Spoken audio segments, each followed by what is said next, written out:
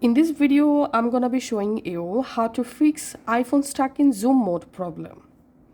The first solution is use your 3 fingers and double tap on your display to fix this problem. Let's do it.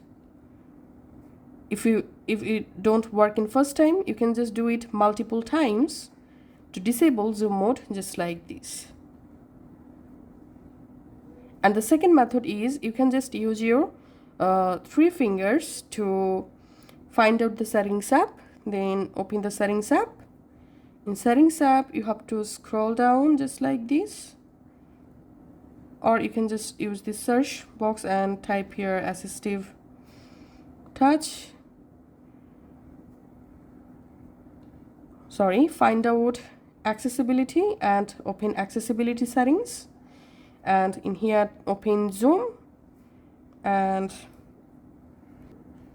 you have to scroll up all the way to the top, and here you will find zoom. Just disable zoom option and your screen will be normal just like this. Thanks for watching.